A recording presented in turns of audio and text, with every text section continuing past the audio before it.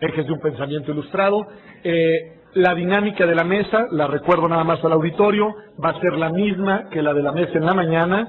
El coordinador de la mesa, porque no es propiamente un moderador, es más un coordinador, primero fijará un posicionamiento, pues para poner sobre la mesa de discusión algunos ejes temáticos para el debate. Posteriormente le dará la palabra a cada uno de los panelistas para hacer una primera intervención de hasta 8 minutos. A esa primera ronda le seguirá una ronda de participaciones de 6 minutos aproximadamente, y como una tercera y última ronda se les dará la palabra para una tercera vuelta de discusión hasta por 5 minutos. El público, ustedes, en todo momento, desde el inicio y a lo largo de toda la discusión, pueden, a través de las papeletas que les estarán pasando por los lados, plantear preguntas, comentarios y demás que se les estarán suministrando a los panelistas para que reaccionen en sus intervenciones a los mismos. Pues muchas gracias. Doctor Rolando Cordera, tiene usted la mesa. Sí, muchas gracias. Buenas tardes a todos. Gracias a los organizadores de este seminario, su invitación a participar en él. He tratado de seguir las instrucciones de Pedro y Lorenzo hasta este momento. Espero poder hacerlo en el curso de la reunión. Si no lo hago, yo espero que ellos me llamen al orden.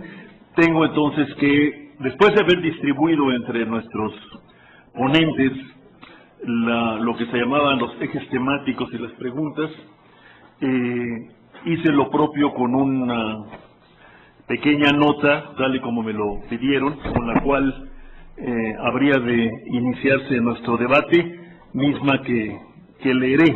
Entiendo que mis colegas de mesa la tienen con ellos.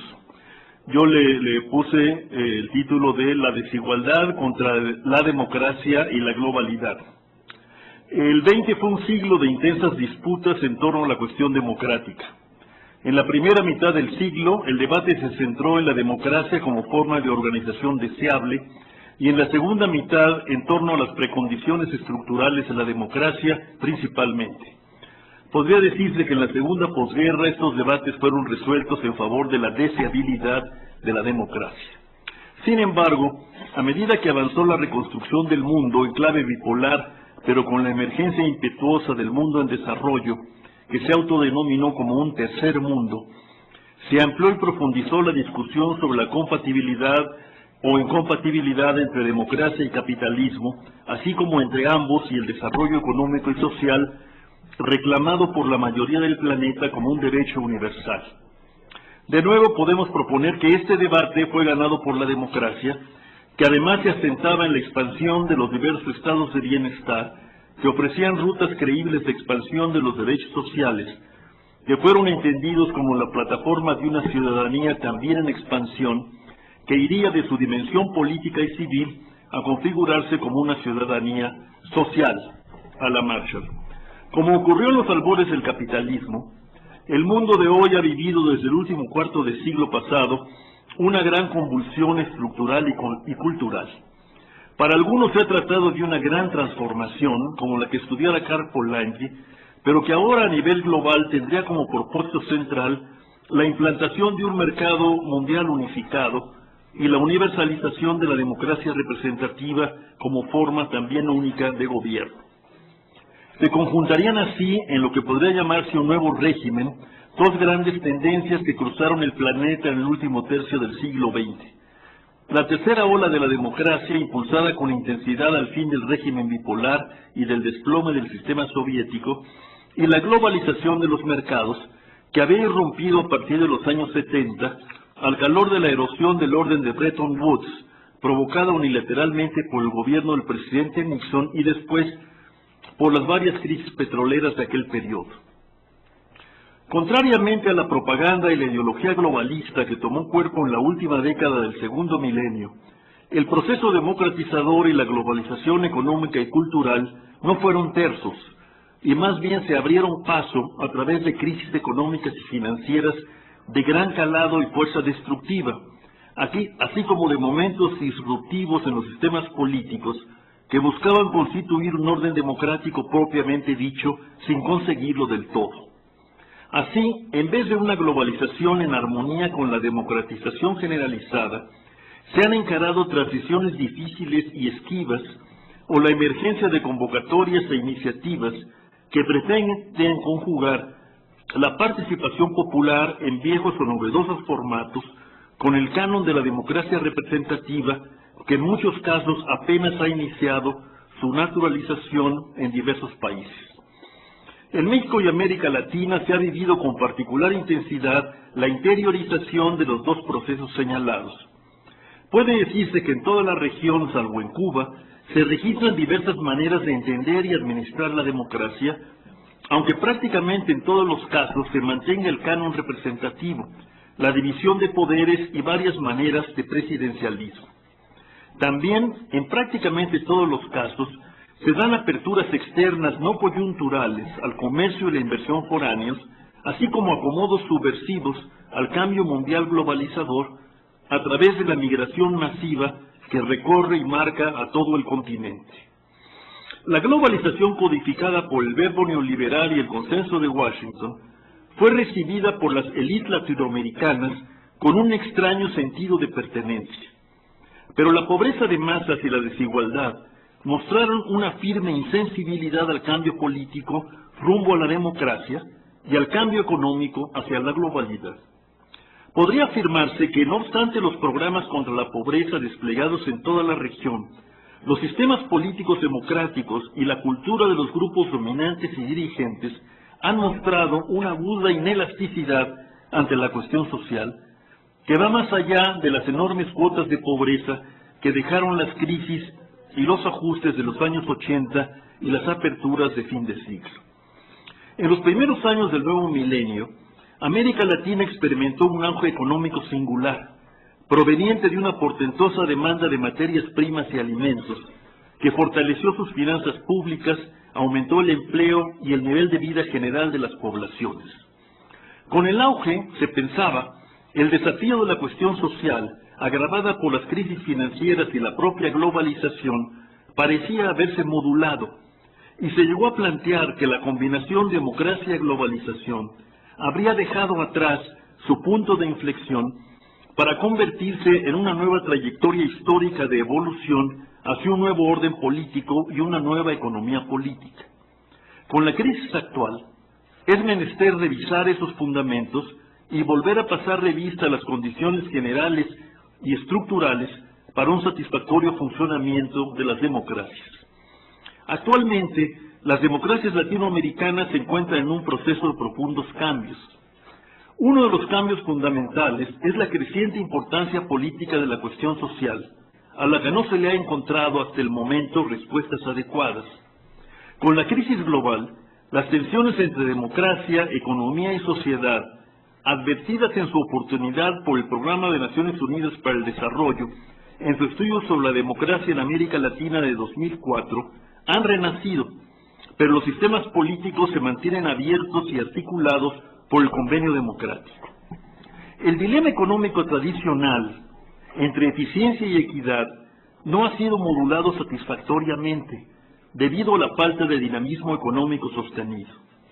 Tampoco puede decirse que el problema económico fundamental, el de asegurar la subsistencia y reproducción de las sociedades, haya sido dejado atrás.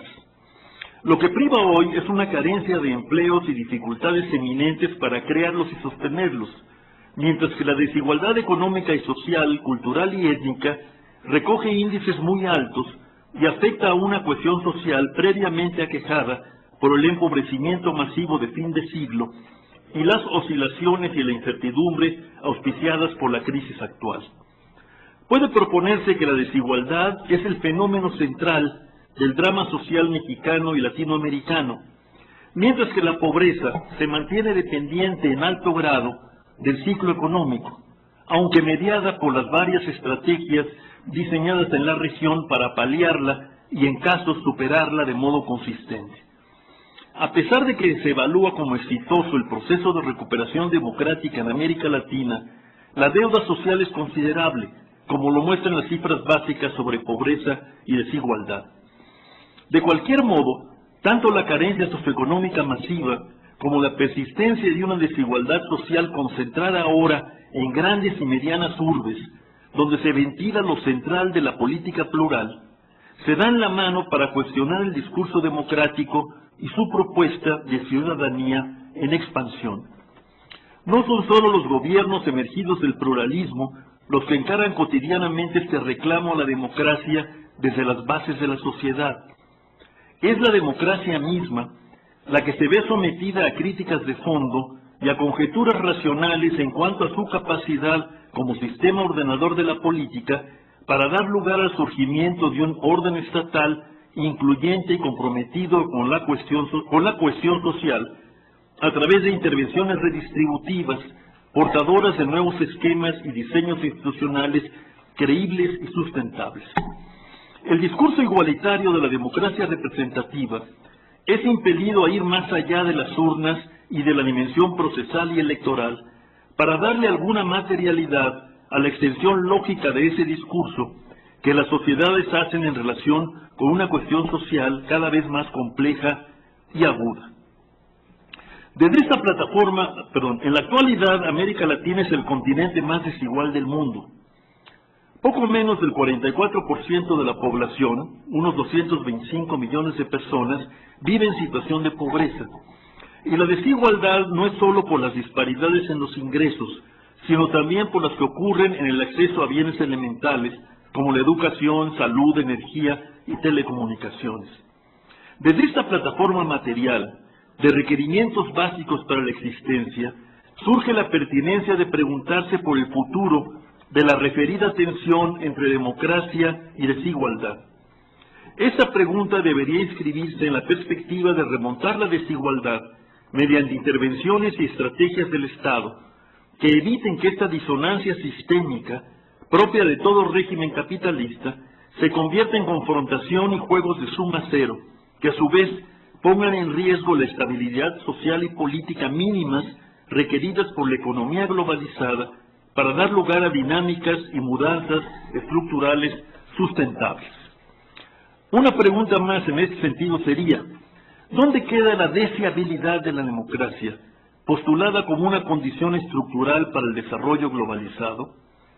La realidad actual nos pone frente a la misma problemática y dilemas que encararon los pensadores de principios del siglo XIX. Como postulara Polanyi un siglo después, el cambio es inevitable. Lo que está por verse es la capacidad del Estado para modularlo y evitar o atenuar sus pulsiones disruptivas y destructivas del orden social y de la naturaleza misma. Con la globalización de la economía y de la democracia, este reto se ha vuelto aún más agudo que cuando el mundo salía de la Segunda Guerra y se aprestaba a reconstruir los sistemas político-económicos que las crisis, la guerra y los totalitarismos habían corroído brutalmente.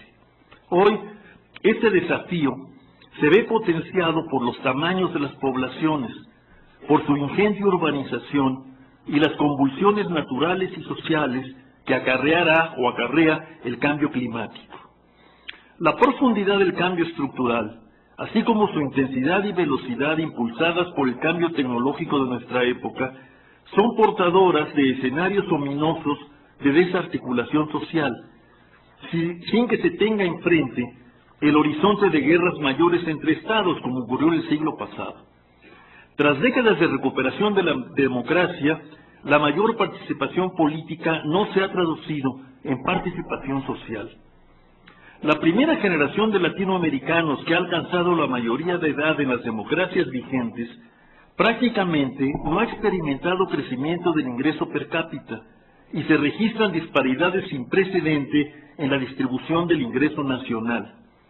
La conflictividad social, empero, tiende a ser mayor porque las distancias entre las clases y los grupos se han ensanchado, pero a la vez se vuelven más visibles gracias a la concentración demográfica y menos tolerables gracias al avance y realización parcial del reclamo democrático.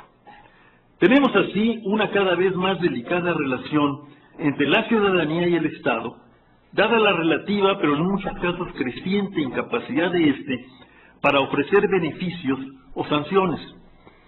De esta situación podríamos identificar 3 áreas de investigación vinculadas, primero, a la necesidad de moderar e institucionalizar los conflictos políticos, con base en el conocimiento de la historia política de cada Estado y la viabilidad de sus políticas sociales.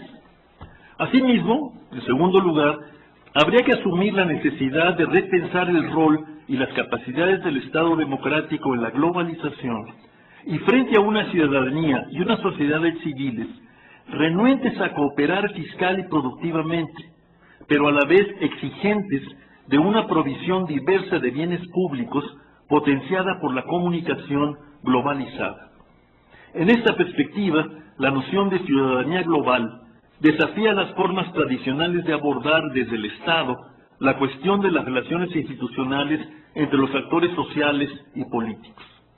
A la vez, tendría que recogerse la necesidad de responder a las desigualdades que amenazan no solo la democracia, sino la viabilidad económica misma, mediante la reelaboración de instrumentos eficaces de política social. Estas áreas problemáticas nos refieren a un cambio en la relación entre el Estado social y la ciudadanía, cuya necesidad tendría que ser sustentada. Quizás uno de estos cambios deba ser la reelaboración del contrato social en concordancia con las circunstancias actuales. Los países industrializados rediscuten el camino al estado de bienestar expuesto por Marshall, mientras que los países en desarrollo insisten en sustentar sus expectativas en el crecimiento económico como condición necesaria para un desarrollo con equidad. En su momento, Marshall introdujo la discusión acerca del rol del Estado y aclaraba que no solo era responsable del orden público, sino también un liberador y materializador de los derechos que la ciudadanía en expansión había hecho posibles. Linealmente, esta misión encara poderosos argumentos e intereses que cuestionan su viabilidad. Entonces, ¿qué tipo de Estado puede surgir? ¿Y cuáles serán las implicaciones para la democracia y la política social? La idea de sociedad civil se plantea como un tema clave en la búsqueda de una mayor libertad e igualdad social. Pero entonces, ¿qué tipo de capacidad estatal requiere un modelo alternativo de desarrollo? ¿Cuáles serían las implicaciones para la democracia? ¿Cuál es el potencial y las limitaciones del papel de la sociedad civil para asegurar no solo la democracia, sino la reducción de la pobreza y la desigualdad? Pues aquí termino. Muchas gracias. Doy la palabra a Julio Alberto Aybar Gaete.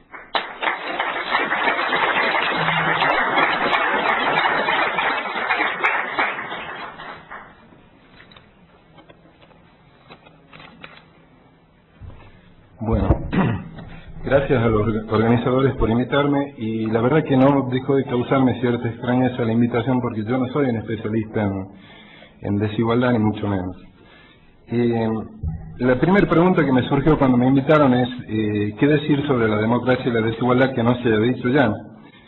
Y como dije, como no soy un especialista en cuestiones de igualdad y desigualdad, lo primero que hice es, cuando recibí la invitación, salir corriendo a ver qué decían mis colegas politólogos sobre la cuestión, y encontré que los pocos que hablaban de desigualdad, estoy hablando de los politólogos, planteaban la relación entre democracia e igualdad o desigualdad básicamente en 4 o 5 posiciones. Una de esas es, la primera, es que las cuestiones de la democracia y la desigualdad no tienen nada que ver entre ellas, ya que la democracia no es otra cosa que un conjunto de procedimientos para seleccionar gobernantes, y que no solo no debemos ni podemos pedirle a la democracia que se ocupe de la desigualdad, sino que es deseable que no lo haga. Una segunda postura que podemos identificar es aquella que dice que la igualdad es una precondición de la democracia. Esto en algún tiempo se codificó como democracia social, que era precondición de la democracia política. Y acá se usó mucho como argumento para postergar la democracia política. Otra postura es la que plantea que la igualdad es un resultado no solo deseable, sino también esperable de la democracia. Parafraseando al expresidente argentino Raúl Alfonsín, se puede decir que para esta perspectiva, decía esto Raúl Alfonsín, con la democracia se come, se cura y se educa. Aunque hay algo de candidez en esta perspectiva, ya muy pocos la defienden, creo que hay que aclarar que no se refería a Alfonsín y los que pensaban como él, y detrás de Alfonsín estaban teóricos políticos como Juan Carlos Portantiero, que la democracia automáticamente iba a resolver los problemas de la sociedad, sino que en ella se generaban las condiciones para que esos problemas sean planteados y remediados. Y finalmente encontramos una postura que sostiene que la igualdad, o al menos ciertos grados mínimos de igualdad, son necesarios para que las personas puedan ejercer y hacer efectivos sus derechos democráticos. Pese a esas diferencias en la forma de entender la relación entre política y entre democracia e igualdad, podemos encontrar que casi todos, salvo quizá los que defienden la primera posición, admiten que la desigualdad es un flagelo o al menos un problema serio para la democracia. Y aquí hay un elemento que cuando revisé la literatura al respecto me llamó la atención. Insisto, casi todos dicen que la desigualdad es un problema para la democracia. Y juro que leí varios artículos y no encontré un solo autor que dijera que la desigualdad es un problema real para muchísima gente de carne y hueso, de los cuales muchos viven por nuestros lados, ¿no? Y esto me pareció que no solo es grave porque es como ir moribundo a un médico y que éste nos diga que nuestro padecimiento afecta gravemente las estadísticas sanitarias, sino también porque sintomatiza el grado de formalismo con que se piensa la democracia y la política, y sintomatiza también el grado de despolitización a la que fue llevada la democracia y la política. Y en esto, nosotros los académicos, y especialmente los que nos dedicamos a la ciencia o a la teoría política, tenemos muchísimo que ver. ¿Por qué hablo de despolitización? Porque creo que en tanto no se menciona a esa gente concreta que está jodida, no se ayuda demasiado para que esa gente pueda hacer algo para cambiar su situación. Tampoco se ayuda demasiado para que puedan establecer causalidades entre la situación que viven y las acciones que ellos y otros desarrollan. En todo caso, cuando estas causalidades son establecidas, la gente jodida y la gente que los jode nada tiene que ver. El problema es siempre remitido a una cuestión de reglas, de sistemas abstractos, en la que los actores políticos y no políticos son presentados como simples sujetos que no hacen otra cosa que seguir lo que la normativa ordena. Por eso podemos escuchar que un encumbrado dirigente oficialista, lo hizo anoche, sin sonrojarse, diga que él aspira a ser candidato a presidente porque quiere luchar contra los poderes fácticos y la desigualdad. ¿Vieron las noticias anoche? Eso sucedió. O podemos ver cómo Carlos Slim, o como lo hace Soros y Bill Gates en otras partes del mundo, se presentan como los nuevos gurúes que opinan cómo se puede combatir la pobreza. Pero es despolitizante no solo porque no es posible reconocer que hay personas concretas afectadas y también hay personas concretas que se benefician de la desigualdad, sino también porque se diluyen las responsabilidades políticas ante el estado de cosas. Y porque no se puede desprender de ahí ninguna línea de acción política. Me refiero con ello ninguna línea de organización, de agrupación, para que los jodidos se presenten en la arena pública como contendientes legítimos y así ejercer presión para que sus demandas al menos sean atendidas. Ese formalismo, con la ayuda de la ciencia política, hizo de la democracia una cáscara vacía. Pero no una cáscara vacía para ser llenada con diferentes contenidos específicos en momentos particulares, cosa que sería ideal, sino una cáscara vacía y chiquita, muy chiquita, tan chiquita que cualquier demanda social parece ser que la rebase. Con esa idea y con esa concepción está y estuvo comprometida buena parte del pensamiento político de la academia. Yo creo que desde hace años venimos viviendo una hegemonía de un institucionalismo que redujo la práctica política a lo que hacen las pocas instituciones reconocidas por ellas como políticas, parlamento, partidos, etc. Simultáneamente se redujo a esas instituciones al conjunto de reglas que regulan la práctica de esas instituciones. Obsesionados por lo que ellos consideran y reconocen como instituciones políticas, se olvidaron de otras instituciones que son fundamentales para la vida política. Se olvidaron, por ejemplo, de estudiar a la policía, al ejército, a los sindicatos, a las instituciones sanitarias, a las instituciones educativas, a la burocracia estatal, y podríamos decir, sin exagerar, se olvidaron del Estado. Pero ahí no termina el problema. La obsesión con las reglas hizo que se olvidaran de estudiar las instituciones realmente existentes. Las instituciones de los institucionalistas son instituciones sin personas, sin prácticas, sin edificios, sin recursos y con no otra historia que no sea la historia de las reglas. Por eso, que los políticos solo se ocupen de su juego sin prestar mucha atención a lo que pasa más allá de sus narices, no debe sorprendernos. Nosotros desde el espacio académico ayudamos mucho para que así sea.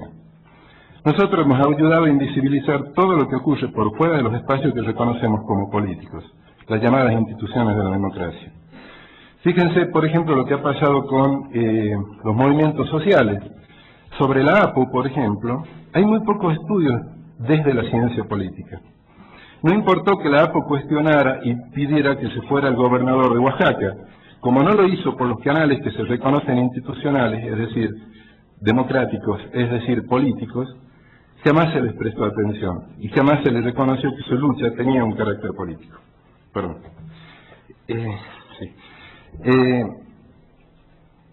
Y creo que en nombre de la democracia entendida enteramente como procedimientos, se ha atacado despiadadamente a la política real. Se ha minimizado al Estado y la política terminó minimizando a la democracia. ¿Por qué entonces sorprendernos si tenemos políticos mínimos? El reglamentarismo reinante, que olvidó actores, prácticas, sirvió también para arrinconar, aislar y ahogar a la práctica política. Y ahí tenemos los resultados. Estos resultados son que nadie sospeche que hay algo mal si las políticas sociales son diseñadas y supervisadas por el Fondo Monetario, por ejemplo.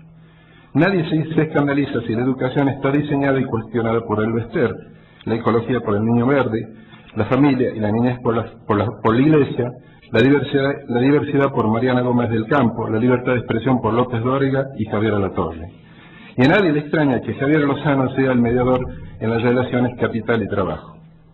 Creo, para ir terminando, ya me queda casi nada, que todo eso nos ha llevado a una derrota no solo política, sino cultural. Y cuando digo derrota cultural, me refiero a que algo contrario a lo que en la izquierda en Argentina decíamos cuando nos iba muy mal en las elecciones. Decíamos, nos va mal en las elecciones, pero hay una izquierda social. La gente es solidaria, la gente lucha por sus derechos, la gente ayuda a otros a luchar por sus derechos. Y creo que hoy podemos decir que lo que hay es una derecha social, ¿no? No hay demasiados problemas para que en nombre de la modernización y la competencia se apliquen y se busque aplicar leyes que precaricen el trabajo, etcétera, etcétera. Bueno, yo lo dejo aquí, después sigo esto más, el diagnóstico después. Gracias, Julio Alberto. Doy la palabra a Ciro Murayama. Buenas tardes, gracias a todos y en particular a los organizadores del evento por convocarme a estar esta tarde aquí con ustedes y compartir esta mesa. En sintonía con el título que nos convoca y con el ensayo de apertura que nos presentó el profesor Rolando Cordera, inicio por subrayar la condición democrática del sistema político mexicano. Lo hago incluso en los términos de Bobbio, entendiendo que la democracia es un conjunto de reglas de procedimiento para la formación de decisiones colectivas, que como nos recuerda Pedro Salazar, nada nos dice del contenido o resultado de las mismas. Hago el subrayado porque en la Academia Mexicana no parece haber un consenso lo suficientemente extendido acerca de cuál es el estatus del régimen político actual ni de cómo se llegó a él.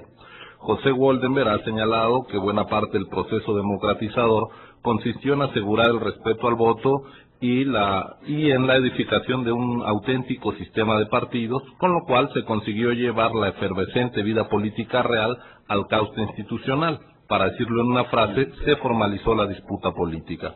Así, a pesar de sus insuficiencias, creo que el reconocimiento del carácter democrático de nuestro sistema debe servir no como punto de llegada de nuestra discusión, sino como puerto de salida de la misma esta tarde, es decir, discutir a la desigualdad en democracia o discutir las insuficiencias de la democracia por sus escasos resultados en materia de equidad social.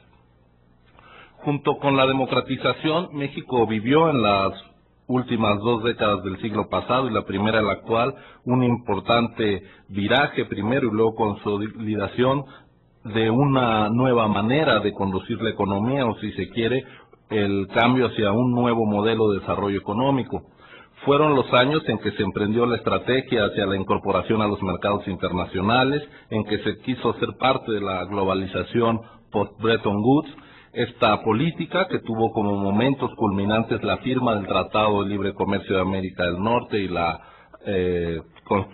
constitucionalización de la autonomía de la banca central a inicios de los años 90, sin embargo no ha generado crecimiento económico comparable con los niveles que alcanzó la economía mexicana en diferentes periodos previos, ni ha reducido la pobreza o conseguido impactar en los patrones de distribución del ingreso.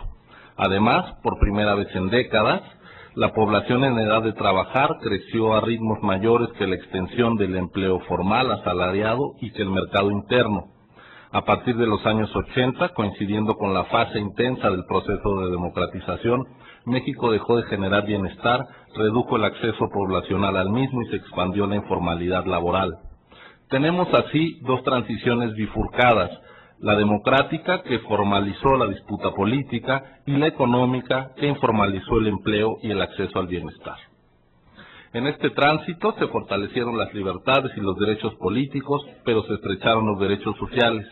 En la acción estatal, el énfasis recayó en la libertad negativa, en el Estado limitado y garante, como diría Bobbio, más que en uno que, impulsando la libertad positiva, jugase un rol expansionista e intervencionista para asegurar ciertas igualdades.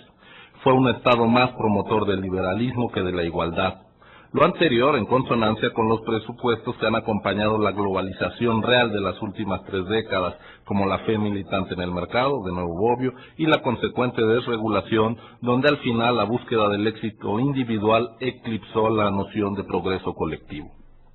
En este proceso globalizador y desregulador, sin embargo, es evidente que ahí donde la cohesión social se encuentra en una situación más adecuada, donde la desigualdad social y la inseguridad económica han avanzado a ritmos menos vertiginosos, es donde hay arreglos nacionales sólidos a favor de la inclusión o incluso la protección de los individuos más desfavorecidos.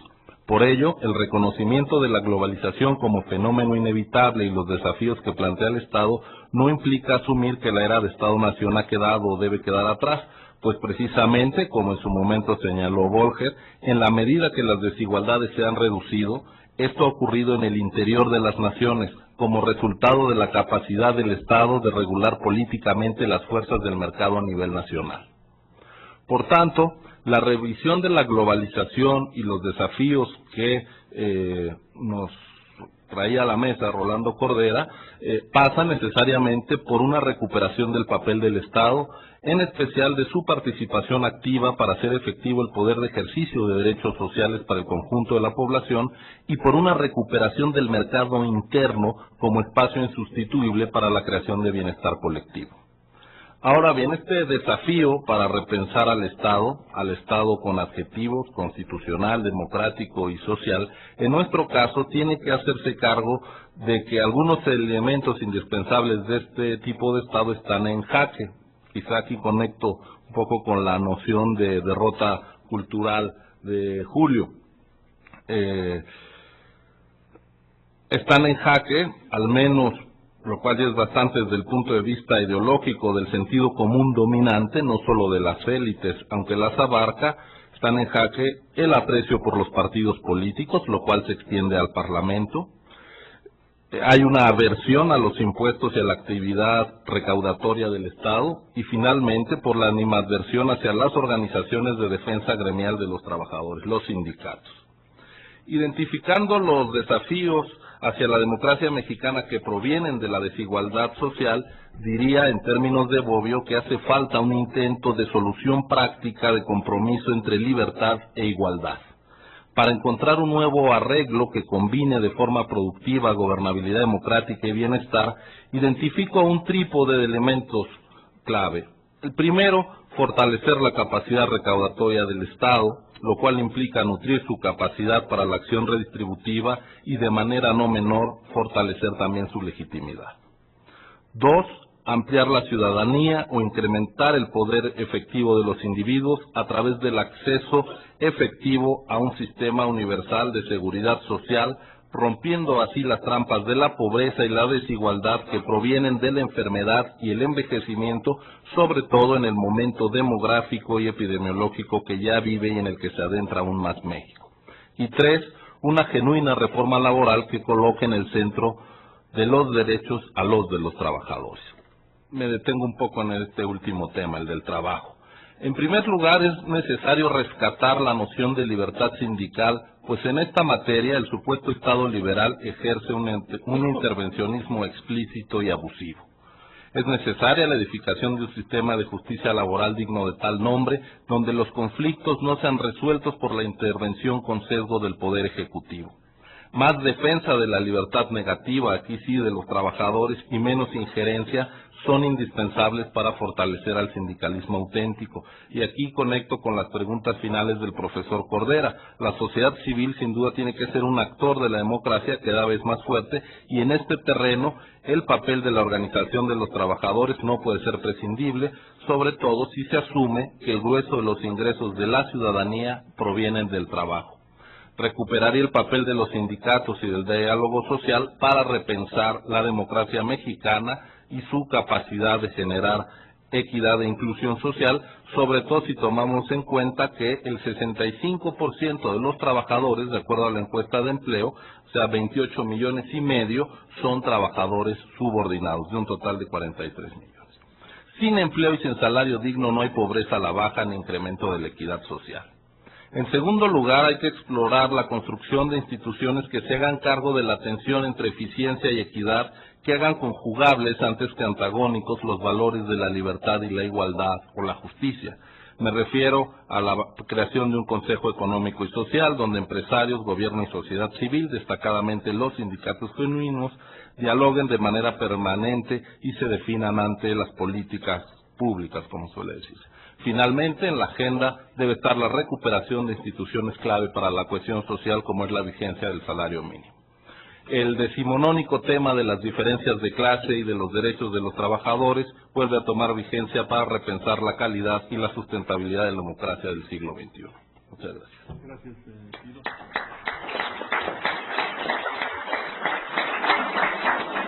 Doy la palabra a Luis Salazar. Gracias. Gracias a ustedes, gracias a los organizadores por la invitación. Yo quisiera abordar las preguntas que plantea Rolando, partiendo de un problema que siempre me ha obsesionado.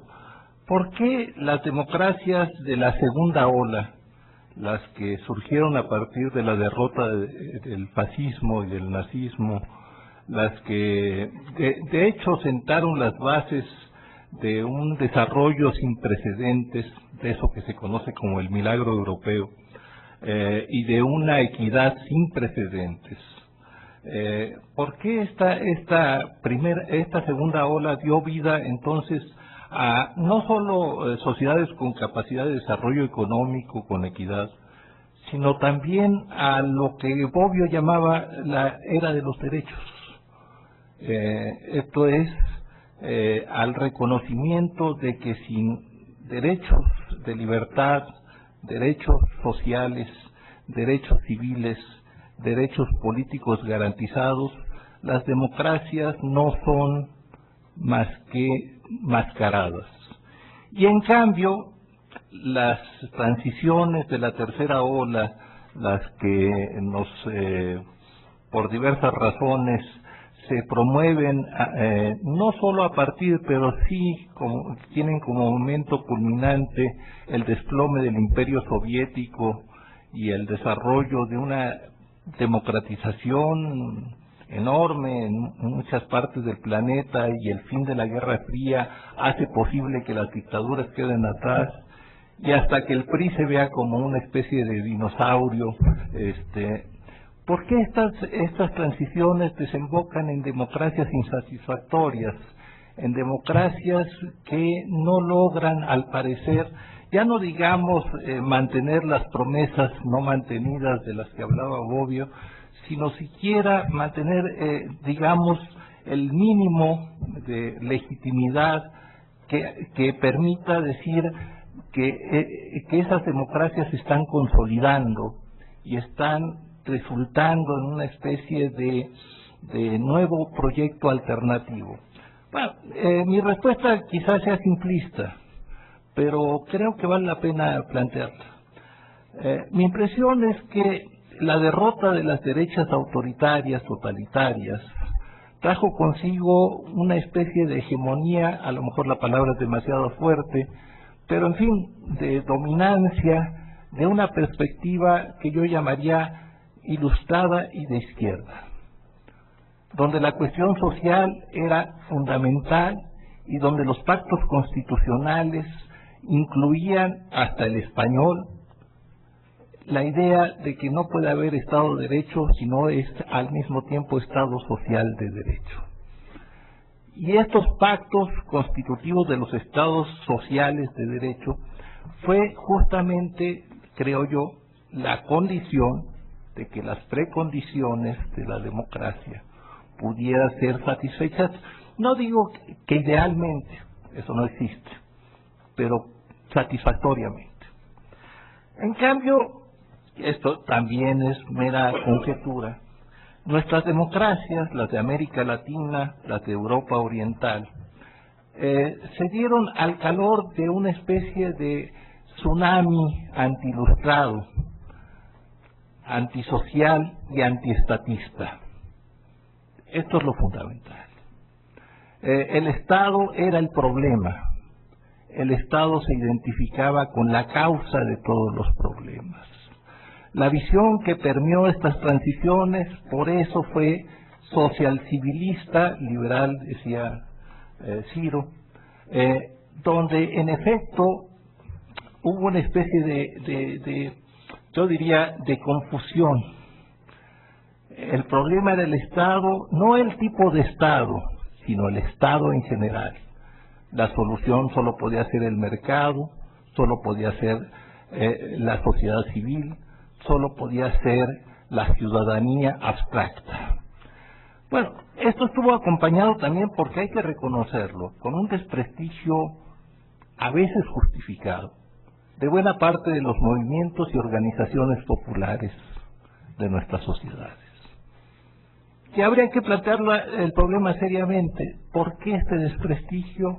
¿Por qué esta debilidad? Sin duda por las campañas ideológicas de la derecha, obvio. Pero creo que hay algo más.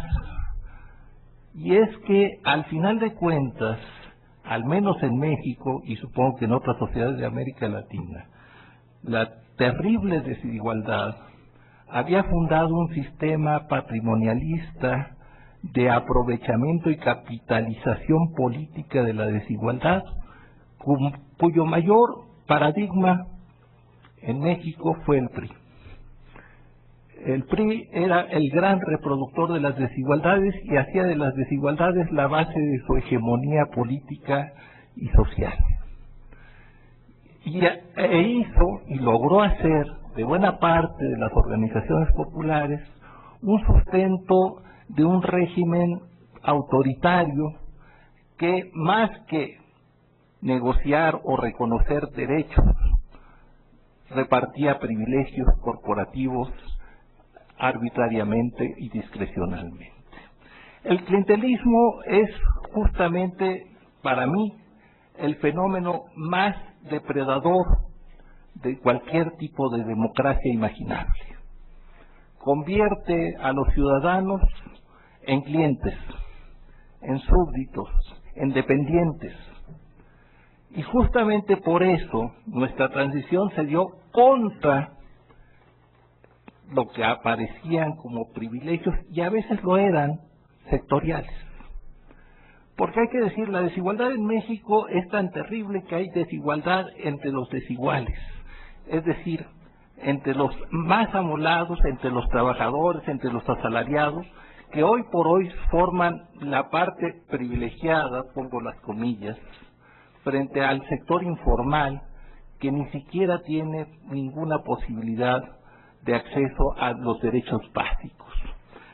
Y llego entonces al colmo de la paradoja. La transición, como dijo Ciro, se realizó, pero bajo una concepción que yo llamaría pobre, terriblemente pobre de la democracia, resumida en procesos electorales, reglas electorales, instituciones electorales, sin que se percibiera la necesidad de reformar realmente al Estado, de transitar del Estado patrimonialista y clientelar a un Estado social y democrático de derecho.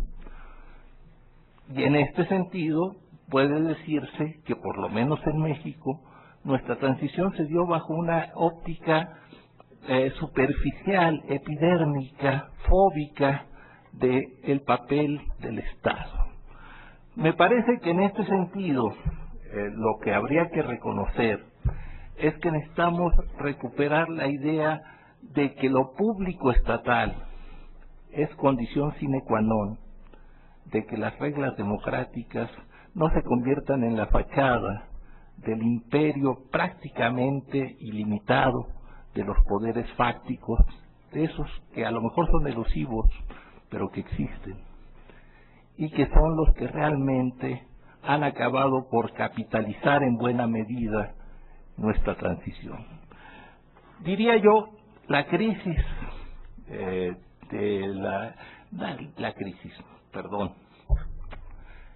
el desprestigio creciente de nuestras formas democráticas tiene mucho que ver con la crisis de la izquierda, con la crisis de cualquier opción de izquierda capaz de hacer de la democracia un motor para la igualdad, para siquiera plantear el problema de la igualdad en los términos en que debe plantearse, para siquiera ser capaces de decir sin un Estado fiscal serio, sólido, eficaz, eficiente, no hay posibilidad de que la democracia sea otra cosa que la hegemonía incontestada de los poderes salvajes del mercado y de los medios. Muchas gracias.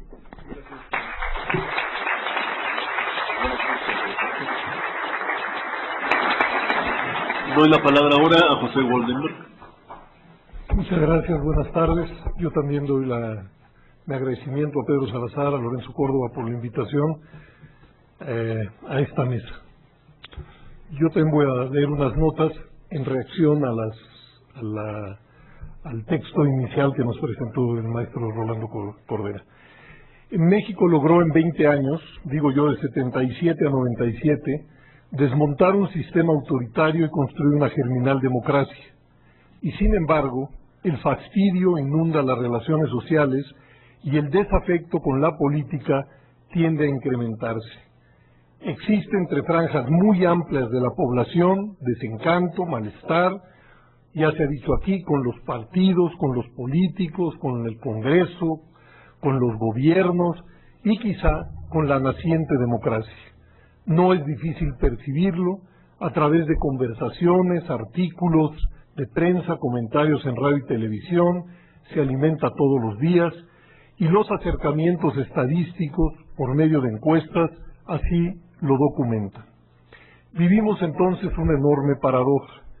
Si en algún terreno México vivió una transformación venturosa, fue en el de la política.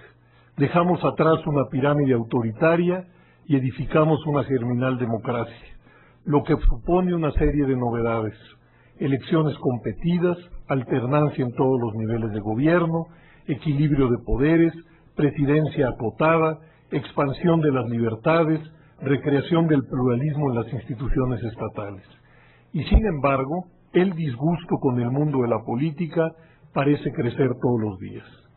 Las fuentes de ese malestar están, por un lado, en el propio terreno de la política, pero las más profundas se encuentran más allá de ella, y si no las asumimos, será imposible remontar los agrios humores públicos que corroen la convivencia social. La política democrática es más tortuosa, lenta y difícil que la de carácter autoritario. En esta última, una voz ordena y el resto obedece. En democracia, el equilibrio de poderes, las capacidades de veto de las fuerzas opositoras, las diversas opiniones y respuestas que existen sobre un mismo tema, los controles institucionales, judiciales y de opinión pública sobre el ejercicio de gobierno construyen, digo yo en buena hora, un laberinto por el que no es fácil transitar. Eso, quiero pensar, es lo que deseábamos como sustituto de la presidencia omnímoda y el partido casi único. Pero para muchos, hoy solo existe la morosidad, la ineficacia y la boruca que produce el nuevo arreglo institucional y olvidan o ocultan la otra cara. Y si a ello sumamos la baja calidad del debate público, las espirales de descalificaciones mutuas entre las fuerzas políticas, las fórmulas que los medios han impuesto para filtrar la vida pública, más los fenómenos de corrupción, impunidad, prepotencia, encontraremos algunas claves del desencanto con los actores e instituciones de lo política. Pero los nutrientes más fuertes del desencanto, creo, están en otras dimensiones y son las que alimentan con mayor fuerza el desaliento. Se trata de lo que sucede en nuestra economía y nuestra sociedad. La economía no crece, ahora decreció, y el ciclo de ese desastre estructural significa menos oportunidades de trabajo formal, expansión de la informalidad, más pobreza, millones de jóvenes sin opciones de educación y trabajo, migraciones masivas hacia los Estados Unidos, y todo ello en medio de una añeja desigualdad que inyecta altas dosis de irritación. Esos fenómenos han dejado de ser coyunturales para alargarse en el tiempo, quizá desde 1982. Demasiadas familias tienen la expectativa de que los hijos vivirán peor que los padres y el cumplimiento de ese destino es el peor de los disolventes sociales. Y en correspondencia, una sociedad escindida en islas con escasa conexión entre sí, en donde se reproducen cada una por un lado clases, grupos, pandillas, que no encuentran puntos de identificación y solidaridad entre ellas. La precaria cohesión social de la que habla la CEPAL significa la imposibilidad de forjar nosotros un sentido de identidad con un país que en el día a día es muchos universos tan desiguales que nos remiten unos a Suecia y otros a Somalia. Esas contrahechuras suponen ciudadanos que no cuentan con las condiciones materiales de vida para hacer posible la apropiación de sus derechos, de tal suerte que para millones de personas esos derechos son más nominales que reales. Ese es el caldo de cultivo del malestar, y mientras como sociedad y Estado no ampliemos nuestro campo de visión para ubicarlos en el centro del debate y las políticas públicas, la desilusión seguirá incrementándose. Porque no será solo en la esfera de la política reformada donde pueden encontrarse las claves para construir o reconstruir algunos gramos de esperanza, sino el de una economía en crecimiento que genere formas de inclusión social, capaz de ofrecer horizonte laboral y educativo a los jóvenes, que siente las bases para la construcción de auténticos ciudadanos, aptos para apropiarse de sus derechos y entender sus obligaciones, y que construya un tejido social digno de tal nombre. Y para ello se requiere, como insiste la CEPAL, un pacto social y fiscal en el que se asuman compromisos, metas mensurables y políticas destinadas a fortalecer la cohesión social. Las voces de alerta en nuestro continente se multiplican. En el informe del PNUD sobre el estado de la democracia en América Latina, presentado en el 2005 y citado por Rolando Cordera, se preguntaba cuánta pobreza y cuánta desigualdad puede soportar la reproducción de la democracia. Y la CEPAL, por su parte, ha insistido en el estratégico tema de la cohesión social, no solo ligado a las posibilidades de sustentabilidad de la democracia, sino sobre su impacto en el conjunto de la convivencia social. La cohesión social alude a un sentido de pertenencia, es parte de la solidaridad social, estoy citando, necesaria para que los miembros de la sociedad sigan vinculados a ella con una fuerza análoga a la de la solidaridad mecánica premoderna. Se trata de los lazos que crean obligaciones en los individuos y que los hacen sentirse incluidos en un proyecto común. El empleo, la educación, la titularidad de derechos, las políticas de fomento a la equidad y el bienestar, la protección social, son mecanismos que cuando funcionan fomentan la cohesión social, y de su eficacia dependen las valoraciones y los comportamientos de los individuos que podrán asumir un sentido de pertenencia, una evaluación positiva de las instituciones, una aceptación de las normas que regulan la convivencia o, por el contrario, sentirse no vinculados con ellos. La cohesión social entonces no se decreta, se construye, y estamos obligados a edificarla en el nuevo marco democrático. Tenemos que preguntarnos qué tanto están funcionando o se encuentran taponados los conductos de los que habla la CEPAL y ponerlos en el centro de la atención pública y académica y política, porque la inercia en ese renglón solo sirve para incrementar las desigualdades y se requieren políticas expresamente diseñadas para la edificación de una trama social medianamente equitativa. En nuestro caso, un grupo destacado de economistas, desde esta casa de estudios, realizó un diagnóstico y una propuesta para intentar revertir el proceso de decisión social que vive el país.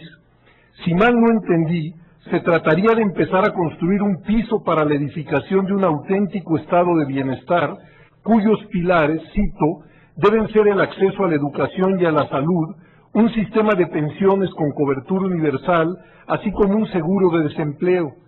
Se buscaría anudar la política económica y la social en un horizonte que permitiera a los ciudadanos apropiarse y ejercer sus derechos al tiempo que la economía crece, generando empleo y atemperando las desigualdades. Y por el lado del arreglo democrático, estamos obligados también a repensarlo para intentar que nuestra democracia no solamente sea expresiva de la pluralidad, sino eficaz y eficiente en su funcionamiento, pero no debería ser con fórmulas que tiendan a adelgazar la diversidad en la representación, como se piensa incrementar la eficacia, ni tampoco pretendiendo generar mayorías congresuales de manera artificial para lograr que el Congreso acompañe la gestión presidencial. Parece necesario hacernos cargo de que la diversidad de opciones políticas y su convivencia en el entramado estatal llegaron para quedarse y que ningún exorcismo debería intentar disminuir a esa pluralidad. Y si ello es así, la pregunta que se abre paso de manera natural es si el sistema presidencial en el marco de un multipartidismo equilibrado es la mejor fórmula para procesar nuestra vida política. Muchas gracias.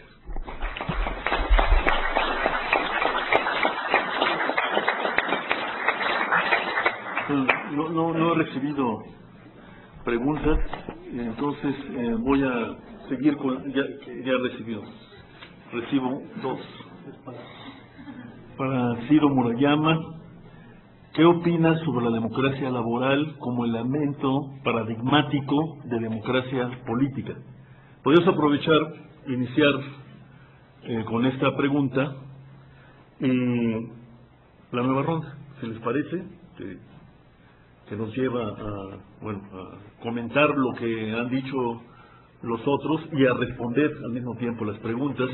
Entonces tendría esta pregunta para Ciro, tengo otra para Julio Alberto, pero oigamos a Ciro y luego escuchamos a Julio Alberto y así sucesivamente.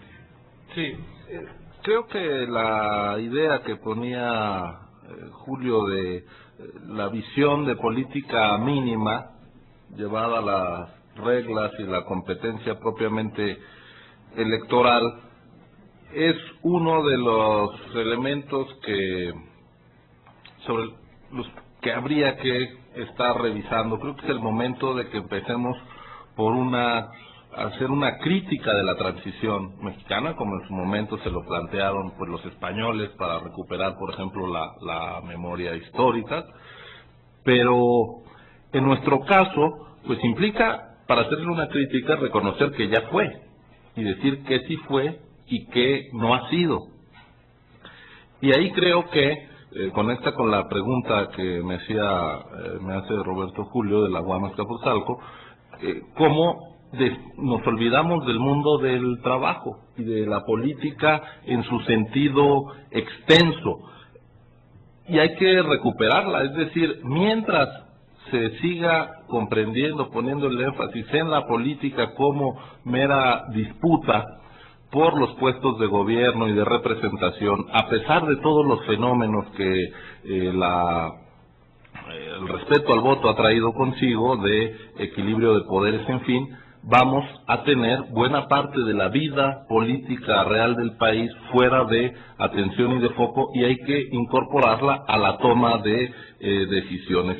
Yo diría, la idea de la política en sentido amplio hay que pensarla, pero no contrapuesta a los partidos, sino complementando la existencia de los partidos, y sobre todo poniendo énfasis en la necesidad de contar con organizaciones sociales, y yo diría, en primer lugar, las del trabajo, y en efecto, donde exista posibilidad de democracia plena. No hay en este terreno solo zonas oscuras o marrones, grises, como diría O'Donnell, sino que pervive auténticos contratos mafiosos de protección más propios de Chicago de los años 30 que de cualquier modelo democrático. Hay que romper eso necesariamente, y eso implica necesariamente afectar intereses. Creo que la idea de tener un Consejo Económico y Social donde este tipo de organizaciones puedan empezar a tener voz contribuiría a mejorar las condiciones del diálogo social, y de tal manera que podamos también poner en cuestión algo que nuestra transición no puso en tela de juicio o en cuestionamiento, que es la política económica. Es decir, hubo una enorme transformación política, pero esta enorme transformación política no implicó una revisión a fondo, incluso diría discreta, de las coordenadas básicas de la política económica que venimos siguiendo en los últimos años. Tenemos que conseguir que la conducción económica del país se democratice. Eso implica ciertos cambios institucionales, los hemos señalado. No podemos tener una banca central que tenga como único objetivo y mandato desde la Constitución cuidar la inflación. Hay que preocuparse por el crecimiento y el empleo, pero es necesario antes, Rolando lo ha dicho en otros foros, antes de pensar cuáles serán las instituciones que nos harán un país con otra realidad social, cuáles son las políticas que nos empiezan desde ahora a dirigir en ese sentido. Y yo creo que ahí el nuevo acuerdo social que se ha mencionado en esta mesa pasa, antes de tener acuerdo, por la necesidad del disenso. Y yo aquí, a diferencia de los diagnósticos que subrayan que México está entrampado por falta de consenso, yo diría, México está entrampado en el consenso de la política económica seguida.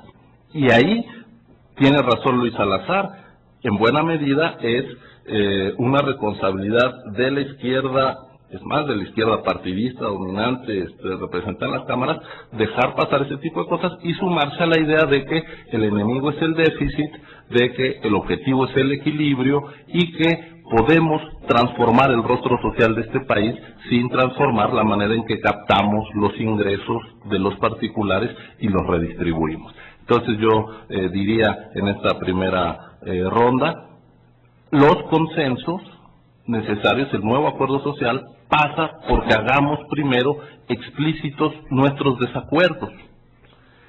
En las decisiones fundamentales que están impactando en la calidad de vida de las personas. Y termino con un comentario que algo tiene que ver con lo que planteaba José Wallenberg. Una democracia, digamos, más sólida, que tenga un debate más nutrido y que provoque mejores resultados, no es la democracia de la unanimidad del presidente decidiendo en las cámaras. Es decir, visto cómo están las cosas, yo digo, bienvenidos sean los gobiernos divididos, lo digo desde la universidad. Si no fuera por el gobierno dividido, pues la consecuencia no sería otra en la experiencia cercana que unos recortes impresionantes a los presupuestos de las universidades públicas, por ejemplo. Entonces, este tipo de válvulas de contención a mí me parecen rescatables en nuestro escenario, e incluso pensando en distintos escenarios latinoamericanos donde las democracias y los ciudadanos ya quisieran tener gobiernos divididos y no solo la voluntad del presidente. Gracias. Bueno, José Goldenberg me pidió terciar en esta, pero le diría que aquí tengo a la primera vista otra pregunta de una vez. ¿Considera que la implantación de reglas homogéneas de democracia interna de los partidos políticos es una forma adecuada para subsanar los problemas de la representación política? Cuando le pedí la palabra a Rolando, creí que él había roto con las reglas originales, lo cual me parecía muy bien. Es decir, que uno podría comentar sobre lo que había dicho y demás, ¿no? Bueno, entonces voy a tratar de dar, de decir telegráficamente algo que quería decir y luego trato de contestar esto. Yo creo que si en algún terreno no ha habido cambios sustantivos en los últimos 30 años es precisamente en el mundo del trabajo. Y buena parte de los diagnósticos que se pusieron en la mesa en aquellos años 70, por ejemplo, por parte de los electricistas democráticos que encabezaba Galván, me parece que siguen siendo pertinentes. ¿Qué decía él en aquel entonces? Uno, la mayoría de los trabajadores asalariados de este país no están organizados. Y en ese sentido su fuerza potencial está absolutamente diluida. Dos, buena parte de los trabajadores que supuestamente regulan sus relaciones laborales a través de contratos colectivos, se trata de contratos de protección, y todos lo sabemos. Es la paradoja completa. Se trata de trabajadores que supuestamente son protegidos por un sindicato al que no conocen. Es la distorsión absoluta y radical de la idea sindical. Y en tercer lugar, muchos de los sindicatos realmente existentes carecen de mecanismos de deliberación democrática en su seno, lo cual convierte en muchos casos a sus burocracias en burocracias que no acaban de representar los intereses de los propios trabajadores. Y eso, que ya era un rasgo muy preocupante en los años 70, creo que se ha agudizado ahora. Paso a otro tema, que es el de las reglas para los partidos políticos. Bueno, hasta hoy la Constitución y la ley lo único que dice es que los partidos políticos tienen que tener estatutos de carácter democrático. Y a través de una serie de sentencias del Tribunal Electoral han ido afinando esta idea. Durante un largo periodo, las autoridades electorales, incluyo, fuimos muy permisivos porque se leía que si no había impugnación a los estatutos que los partidos políticos ponían a la vista del Instituto Federal Electoral, y si estos no contradecían ningún precepto constitucional o legal, estos eran aprobados casi como rutina. Sin embargo, esto ha venido modificándose, y ahora a través de una serie de resoluciones del tribunal se han establecido una serie de precedentes para que los partidos políticos elijan a sus direcciones con métodos democráticos y supuestamente también elijan a los candidatos a los cargos de elección popular a través de mecanismos democráticos. Quizá la pregunta va orientada a si fuera necesario una ley de partidos políticos en nuestro país. Yo creo que en potencia esa ley está contenida de alguna manera en el Código Federal de Instituciones y Procedimientos Electorales, que quizá se podría desarrollar en un ordenamiento jurídico propio. Pero, y esta es, creo yo, la gran cuestión donde todos los partidos tienen un déficit, no habrá mecanismos de elecciones, no habrá mecanismos democráticos de elecciones en los partidos mientras los partidos políticos no tengan lo que es elemental para una elección, padrones confiables. Y ningún partido político en México tiene padrones donde los militantes y los que no son militantes sepan quiénes pertenecen a ese partido y quiénes no. Y de ahí muchas de las fugas hacia adelante de los propios partidos, que cuando tienen que decidir alguna elección, llaman a elecciones universales para que se presente cualquiera con su credencial de elector para votar. No, yo digo, no tanto por un afán democrático, sino porque no lo pudieran hacer de otra manera, porque sus padrones simple y llanamente no tienen correspondencia con la realidad. Pero creo que ya nos desviamos mucho del tema, o ya me desvié yo mucho del tema. No, ya no hay tema, no hay problema. Yo quisiera un pie de página. Yo me enteré de la existencia de esto que ahora llamamos contratos de protección hace muchos años, gracias a un personaje nefasto, obviamente, que se apellidaba de la Mancha, creo que era Walter de la Mancha. Wallace de la Mancha. Bueno, eso hace muchos años. Y se dedicaba a expoliar a los pequeños y medianos industriales del Estado de México. Yo creo que ahora me entero, gracias a las denuncias de los telefonistas y a los estudios de Graciela Benzúzan y Arturo Alcalde, y esto es un tema muy importante en esta vinculación entre crecimiento, economía, etcétera, globalización. Resulta que estos contratos de protección son práctica generalizada en las industrias más dinámicas vinculadas a la exportación. Y eso plantea problemas complejos en esta materia. Yo una vez en una cena en la embajada americana, el entonces embajador preguntó que qué se podía hacer para que alguna vez el norte de México estuviera, bueno, viviendo una vida regular en materia de derechos y todo. Yo me atreví a decirle que lo que se necesitaba era un poco de lucha de clases. Y claro que no me volvieron a invitar, ¿no? Pero cada vez estoy más convencido de eso. De que es que si no hay movilización social y reclamo de los derechos fundamentales, elementales, esto es un sinfín. La gente del norte pues vive de las maquilas y de las minas y todo, está en contra de los sindicatos, la gente más progre, están en contra del sindicato minero, porque las pérdidas significan, pues hay formas de vida, ¿no?, que conspiran contra esto. Bueno, vamos a dar la palabra a Julio Alberto. Tengo dos preguntas. Una, la desigualdad será un signo de democracia ineficaz cuando la mayoría de los ciudadanos son pobres, o el problema solo es el modelo económico. No, esto es para Luis Salazar. Es para todos, ¿no? Si la despolitización de este es muy interesante. Así empezó Julio, y creo que es un tema que no nos va a dar tiempo para abordarlo. Yo creo que debería abordarse seriamente. Si la despolitización de la ciencia política ha permitido despolitizar la política, ¿cree usted que la repolitización de la ciencia política ayudaría a repolitizar la política?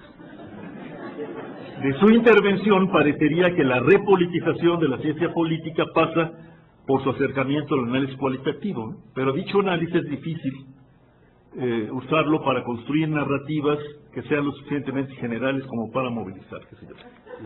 Una página aquí también. En los 60, un economista muy bueno americano, que fue presidente del Consejo de Asesores Económicos del presidente Johnson, Arthur Okun, escribió un librito que se llamó Eficiencia y Equidad, el gran dilema.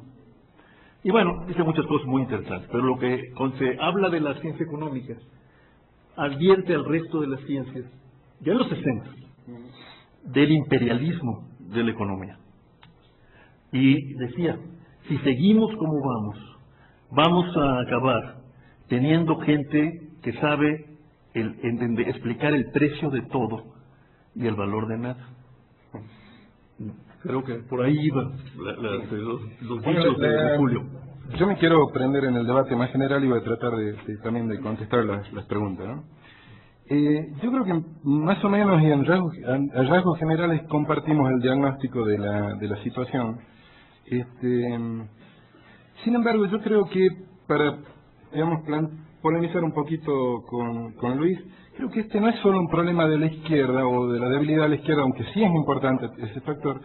Creo que realmente la labor académica también tiene que ver mucho con lo que está pasando, ¿no? Yo soy de esos que ven todos los programas políticos. Sabemos los programas políticos van desde la 1 de la mañana adelante, así que por eso, y por suerte sufro insomnio, y veo, y siempre, desde que estoy en México acá, siempre la discusión es la misma. Hay una movilización social, lo que se le dice, miren, dentro de 2 años va a haber elecciones, esperen, vayan y voten, castiguen a este. Siempre una obsesión por una canalización institucional, por una reducción de la acción política. Y creo que eso hay que decirlo. No sé qué impacto tiene lo que hacemos en la academia, pero bueno, yo pertenezco a este mundo, ¿no? Y creo que algo hay que decir al respecto. El problema, creo que, insisto, el diagnóstico es compartido. Sin embargo, creo que hay que empezar a pensar más seriamente el cómo se llega a las soluciones. El domingo Rolando escribió un artículo muy interesante que es una crítica a la propuesta de reforma política de ahora, y él decía, y dices ahí que hay que pensar antes el qué que el cómo. Yo creo que hay que pensar las dos cosas juntas hoy, que es una obligación pensar las dos cosas juntas, y creo que los grandes textos políticos son los que pensaron las dos cosas juntas. Porque yo comparto con que, o puedo compartir en abstracto con que hay que hacer un nuevo pacto, con que hay que acrecentar la capacidad regulatoria del Estado, etcétera, etcétera. Pero uno dice, ¿cómo? Porque si uno ve a los actores políticos fundamentales y a los comunicólogos académicos de la tele, parece que ni siquiera hay lugar para plantear estas cosas, ¿no? O sea, la desigualdad está empujando y no se la plantea de una vez por todas. Yo creo que el panorama es adverso, pero sin embargo, creo que hay algunas posibilidades de salida. Y creo que esa salida es, en primer lugar, asumir un realismo no resignado. Y creo que asumir un realismo no resignado empieza por empezar a pedir que la democracia sea algo más que un método de elección de gobernantes. Pero creo que esto no va a ser posible, que no vamos a poder romper con esa idea de democracia, si no se la repolitiza. ¿Qué quiero decir con repolitizar? Que dejemos de tenerle miedo a la expresión del conflicto, ¿no? Esto que decía Ciro es muy cierto. Yo no sé si en México el problema es el conflicto, sino el excesivo consenso. Que no pensemos que la democracia es solo despliegue de reglas. Las reglas son muy importantes, no hay juego político, no hay sociedad sin reglas, pero a mí me llama la atención, yo vengo de Argentina donde se rompen las reglas cada media hora, pero en México se rompen cada 5 minutos. Entonces, me llama la atención cómo, a pesar de que se rompen las reglas cada 5 minutos o 5 segundos, le tengan tanta confianza a las reglas por sí solas, digo, ¿no? Ahora están todos enredados en que sí, que los candidatos ciudadanos, etcétera, etcétera, que yo estoy a favor que haya reelección, candidato ciudadano, pero creer que eso es la solución, me parece que es un absurdo. Porque además hay historia, hay otras experiencias. En Argentina hay reelección indefinida de legisladores. Créanme, no son mejor que acá.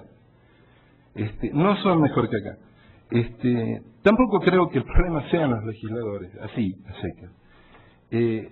Se habla de candidaturas ciudadanas. Los candidatos ciudadanos surgen, pero una vez que empiezan a hacer campaña, a la media hora ya tienen un partido formado. ¿Y quiénes van a ser los candidatos ciudadanos? A ver, pensemos, hagamos un ejercicio. Jorge Castañeda. Esa es la expresión de la ciudadanía. O sea, cuando hablamos de candidato ciudadano estamos pensando en el indígena chiapaneco que va a tener un escenario nuevo para plantear sus demandas. No, porque ni siquiera sabe qué es una candidatura ciudadana. Si el problema de México es eso, que hay gente, no solo que no se cumplen los derechos, no solo que no se hacen efectivos, sino que se ha internalizado la idea de que hay gente que no tiene ni siquiera derecho a tener derechos. Entonces hay que empezar desde algo más básico. Yo creo que se puede repolitizar la democracia con estas cosas que decía, cosas muy simples. Cuando se hable de pobreza, a ver, veamos quiénes son los que producen la pobreza, veamos quiénes son los pobres, que no se diluya esto en discusiones estadísticas, técnicas, etcétera.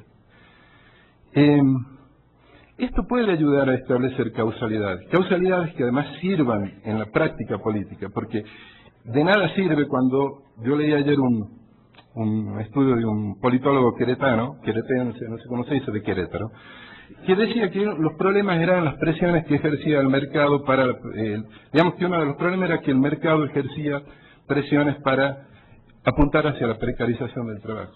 Y yo no me imagino un tipo con una pancarta que diga basta de presiones del mercado. El mercado tiene a veces nombre y apellido, y eso puede ayudar a politizar. ¿Eso qué hacen los populistas? ¿Tanto odian?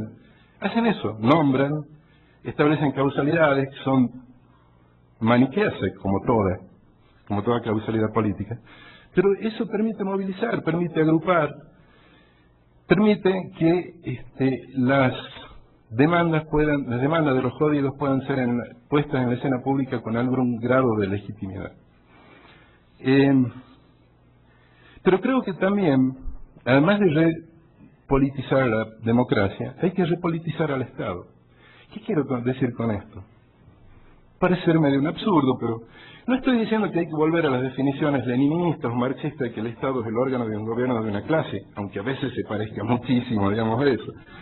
Lo que estoy diciendo es que debemos estar atentos para que eso no suceda, o por lo menos para que no suceda siempre. Yo politizar al Estado, y quiero decir con esto que lo podamos pensar como una instancia que tenga la capacidad para hacer que todos, o al menos la mayoría, puedan sentir que hay ahí algo que puede escucharlos y darle una respuesta, aunque sea de vez en cuando. Cosa que no sucede. Yo creo que eso ayudaría a darle sentido a las instituciones. Una cosa que también se ha combatido mucho, ¿no? Las instituciones, la política no tiene que dar sentido a la sociedad. Cuando digo sentido no me estoy refiriendo a ocuparse de la felicidad de la gente. No, es algo muy distinto, es algo tan básico como que la gente pueda valorar que esas instituciones sirven para algo, además de joderlos. Yo creo que esto es una tarea muy difícil en América Latina, porque nosotros hemos conocido el rostro más atroz, más siniestro del Estado. Entonces hay que desmontar esa idea, hay que montar otra. En Sudamérica el Estado fue un Estado terrorista en una época. Entonces los temores ahí están. Pero también creo que además de repolitizar la democracia y el Estado, ya voy terminando, hay que repolitizar a la economía. La economía es algo que se autonomizó y se independizó y que parece ser una especie de destino trágico que nos toca a todos vivir. Y yo creo que hay que pensar que no es necesariamente así. Poco lo que en la tónica en lo que venías diciendo, Ciro, ¿no? Yo creo que estas cosas que son mínimas, que son básicas, que es decir, miren, las cosas no son necesariamente así, nosotros desde la academia podemos ayudar a hacerlo. Por lo menos ante un sector chiquito de la sociedad. E insisto, eso ayudaría a que el conflicto se exprese, que la sociedad se puede expresar como que es constituida por partes, que no somos todos iguales, lamentablemente. Y además eso ayudaría a algo que tanto inquieta a mucha gente, que es a canalizar el conflicto institucionalmente. Voy a la pregunta, creo que en parte ya le respondí. No sé si hay alguna esperanza de que la ciencia política pueda politizarse. Sartori, que es uno de sus inventores, dijo que la ciencia política andaba en cualquier cosa menos estudiando la política, y genera una reacción que casi mandan a justiciarlo. Se imaginan que podamos decirlo desde acá, ni siquiera creo que sea necesario que haya que rescatar lo que estaba diciendo, y quizás lo use la ciencia política como un pretexto, que nosotros también somos actores sociales y políticos y podemos decir algo que nos ayuden a replantear esta cosa que por lo menos los que estamos en esta mesa vemos tan mal, ¿no? Bueno, eso es todo por ahora. Gracias, Julio. Vamos a escuchar a Luis Salazar ahora. Le voy a complicar su esquema, no sé para ahorita, pero para después.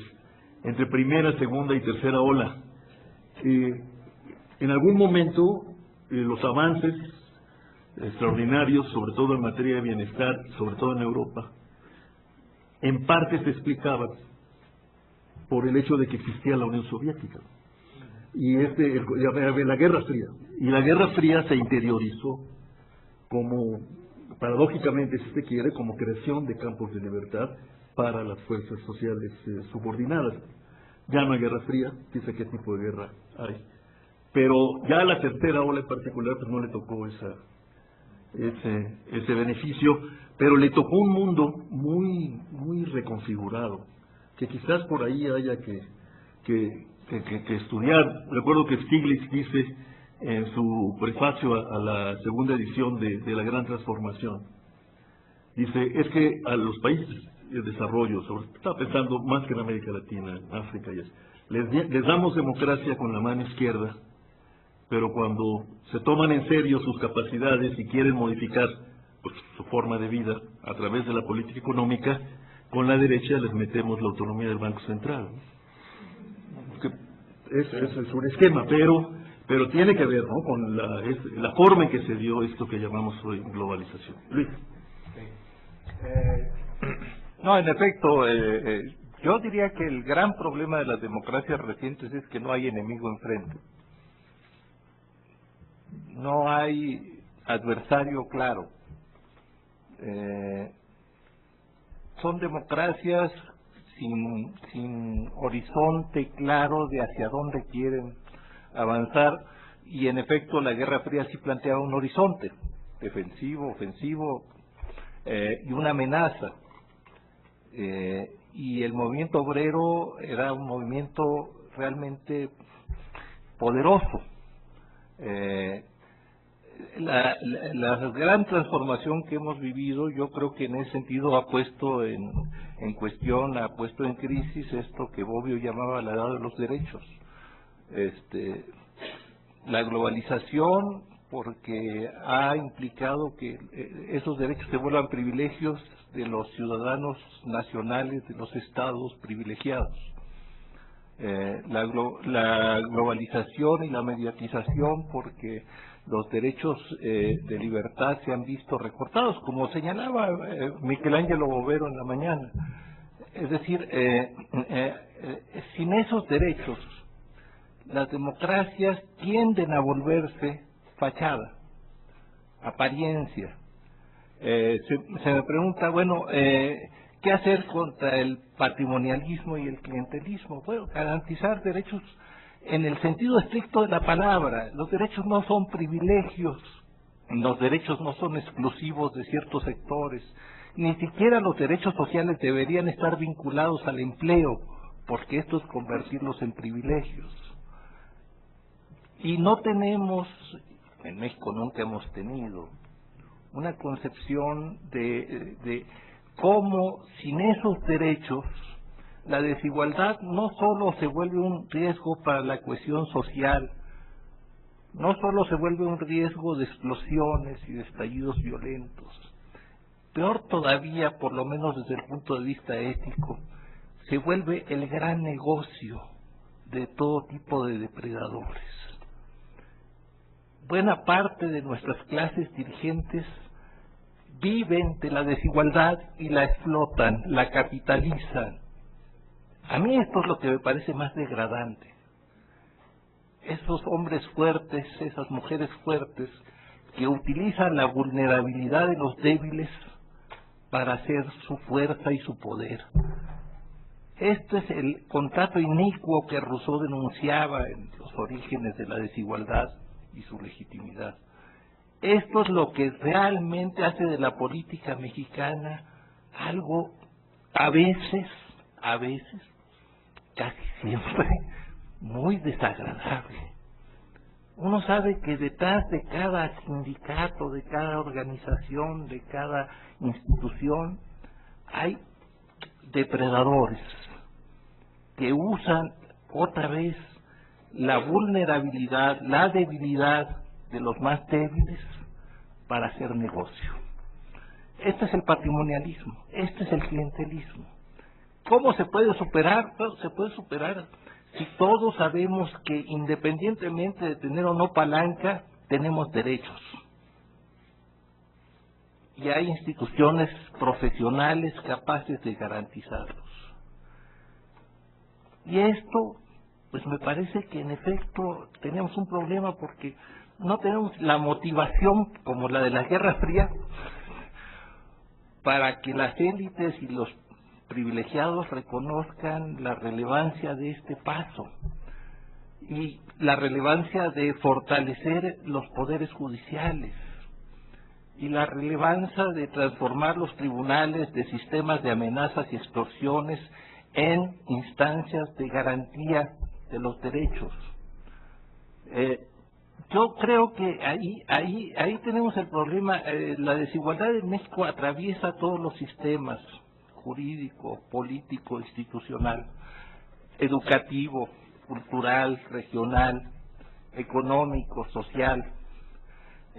Y por eso yo diría el antipriismo que promovió la transición fue muy superficial porque no se acercó a sus causas. El priismo era mucho más que un partido, mucho menos que un partido. Era un sistema de reglas no escritas que capitalizaban la debilidad de los más en beneficio del poder de los menos. Esa es mi definición mínima del priismo. Espera un momentito. Ahora, lo de Julio, que me interesó mucho. Yo creo que el gran problema de esta crisis de la edad de los derechos tiene también que ver con este divorcio entre el mundo de la cultura, y por cultura entiendo lo que entendía Bobbio. No esto del multiculturalismo, por favor, no. El mundo de la cultura, el mundo del saber, el mundo intelectual, el mundo del rigor y del estudio, con el mundo de la política. Digamos, hay una cosa que a mí me llama mucho la atención. Hoy, personalidades como Bobbio parece que ya no son posibles.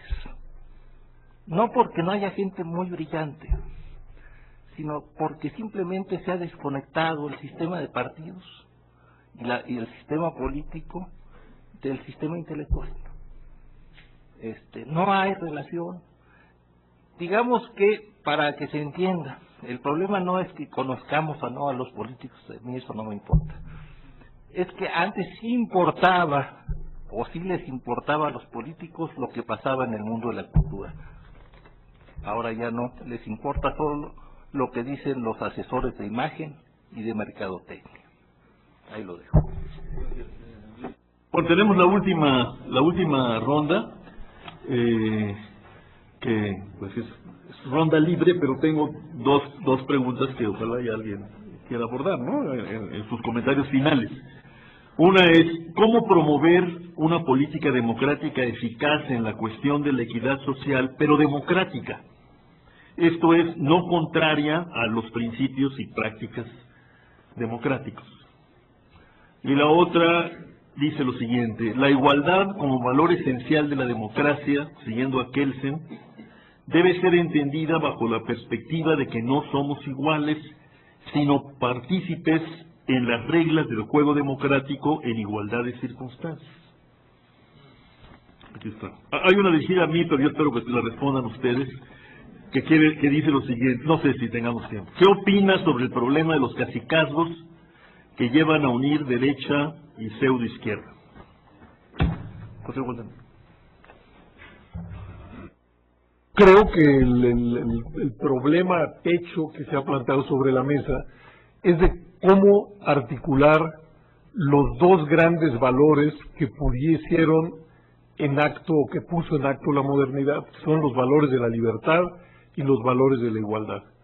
Y como no soy capaz de dar una respuesta mejor que la que ya escribió Bobbio, y dado que este seminario está en buena medida dedicado a su obra, voy a leer muy rápidamente en estos minutos lo que él escribió sobre este asunto, porque creo que suele olvidársenos.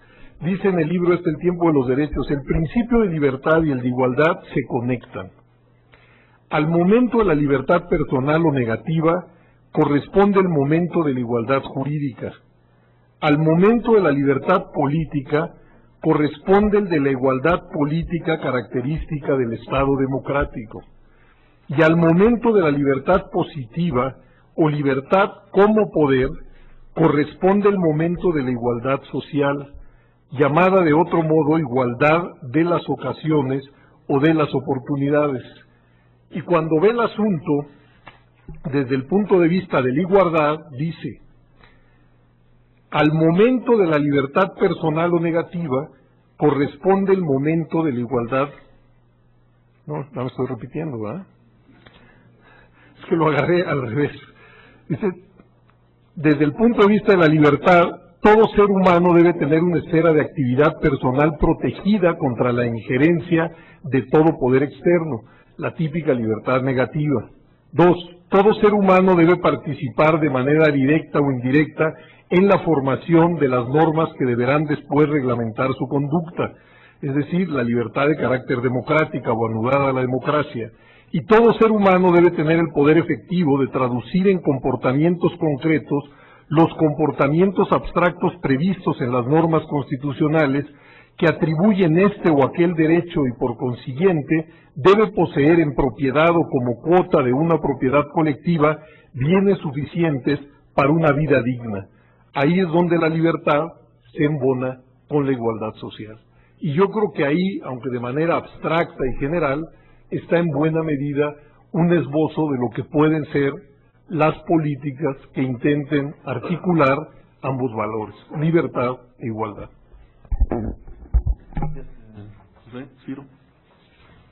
Gracias.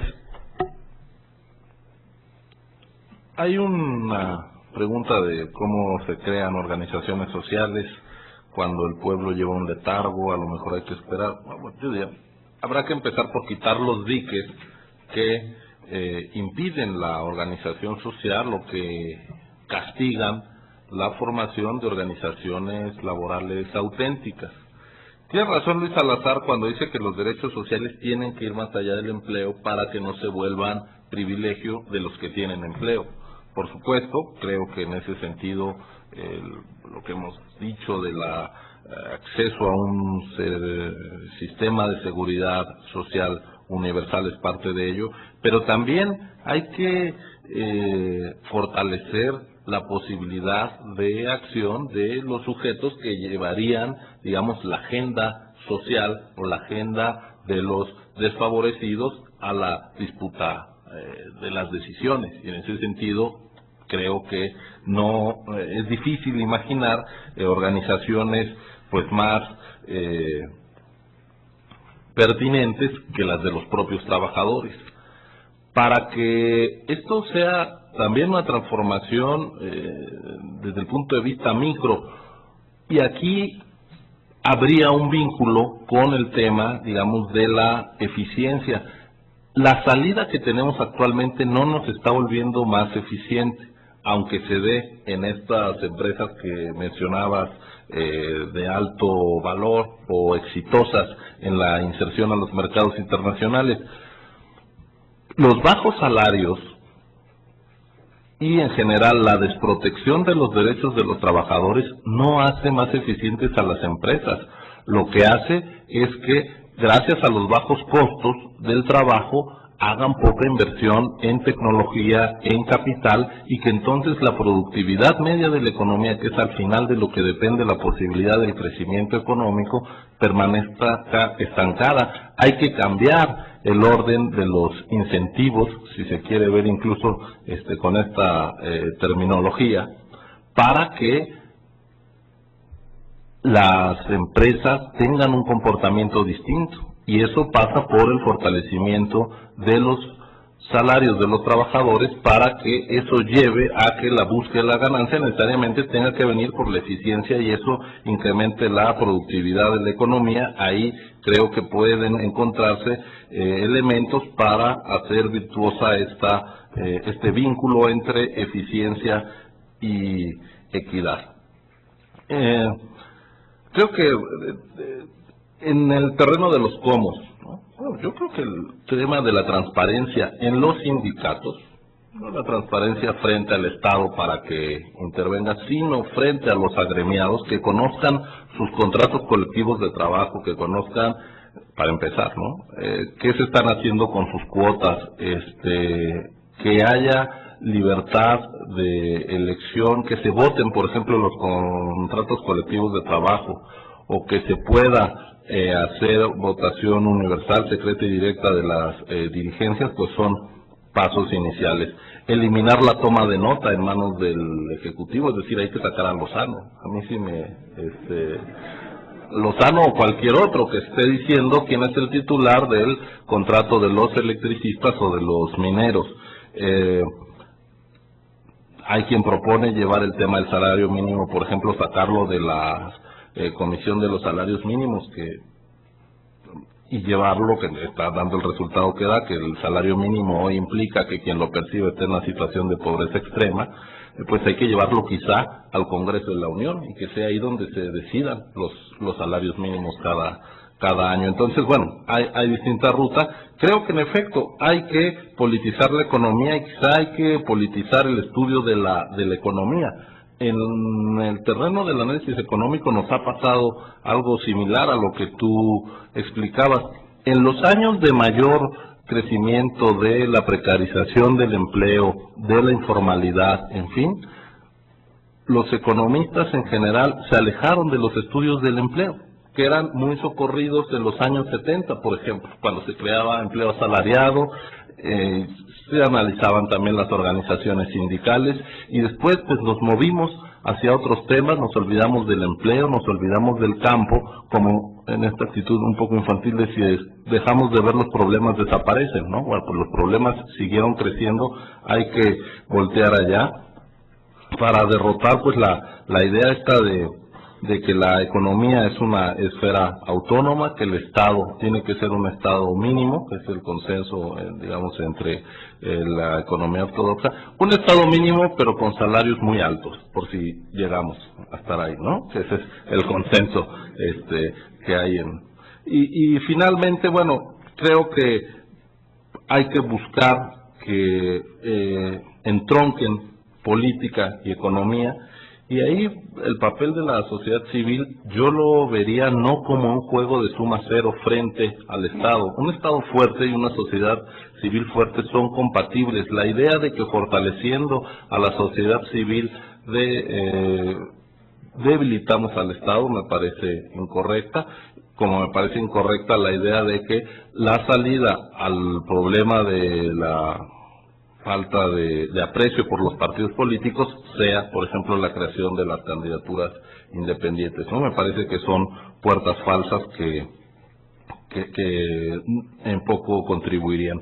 Y sí, bueno, pues la recuperación del Estado y de la politización de la economía, pues tiene que ser, en primer lugar, una recuperación intelectual, y pues creo que a eso es a lo que hemos tratado de contribuir esta tarde. Muchas gracias. Gracias, Iván. Quisiera reiterar esta pregunta, porque no lo de Kelsen, que está en otro plano, sino el asunto del cómo tener una, le voy a llamar yo, simplificando, una política social por la equidad que sea congruente con, ¿no?, los criterios democráticos. Yo agregaría, porque lo planteé en mi introducción y se tocó lateralmente, ¿qué papel en este nudo? Vamos a quedarnos en México, pero no irnos. En este nudo en el que estamos, de convivencia de la democracia alcanzada y la situación social, de que no podemos salir, es más, la democracia parece conspirar contra cualquier iniciativa de apertura en materia de leyes laborales, ya no digamos de redistribución. No hay, si ustedes recorren la historia reciente, 2000, 2010, no hay ningún intento en el Congreso de mínimamente redistribuir el gasto público o dirigirlo hacia la redistribución. No hay. Hay un consenso extraño, en efecto, cómplice, una complicidad que todavía no tiene una buena explicación para mí. Bueno, en todo este contexto, ¿qué papel le tocaría a la movilización social? Porque se ha tendido a ver a la movilización social como una especie de conspiración contra la democracia que debe funcionar con procesos, Estado de Derecho, etcétera. Sí, me gustaría agregarlo, no sé si lo quieran abordar, pero me parece que es un derivado de esta pregunta. ¿Cómo promover una política social para la equidad que sea congruente con los principios y prácticas de la democracia? Es una pregunta hecha por Laura. Pero, bien. Sí, yo creo que uno de los problemas está en la misma formulación de la pregunta que hiciste. Por ejemplo, en una parte decías, la democracia parece conspirar contra cualquier intento de redistribución. Uno dice, bueno, la democracia conspira. Ya son los legisladores que están ahí, que no se ponen las pilas para plantear una cosa, no tienen la presión social o no tienen ni la sensibilidad fuera, digamos, ¿no? No sé si habría que achacarle a la democracia eso, ¿no? Porque esto nos va a llevar nuevamente a pensar si tenemos que hacer un congreso unicameral, tricameral, no sé. Yo creo que la imaginación se ha agotado por ese camino. Yo creo que el problema es el desapego social de los políticos. Y no se va a solucionar, creo, ese desapego con leyes de transparencia, nada de eso que pueden ayudar, pero que no se va a solucionar. Yo hago una pregunta, ¿realmente la gente no sabe, por lo menos a grandes rasgos, qué hacen y qué son los políticos? digamos, les quita el sueño eso, van a hacer una movilización para que sean menos corruptos, salvo algún sector muy chico de la sociedad, yo creo que no. Yo soy medio escéptico en eso. Hay páginas donde se informa la actividad de los políticos y la visita muy poca gente. Y digo, no todo el mundo tiene internet, pero muchísima gente lo tiene. Sí, yo no sé si viene por ahí. También es curioso, yo trabajo con ideas, digamos, en el campo académico, pero soy casi totalmente escéptico respecto a la pedagogía. ¿Qué quiero decir? Yo no creo que la democracia sea un problema de que la gente no conozca sus derechos. En general algo conocen y eso no ha llevado a que demanden por esos derechos. Yo les cuento una anécdota. Yo hice un trabajo de campo que íbamos a ver redes sociales de las mujeres en situaciones realmente de abandono social, etcétera, etcétera.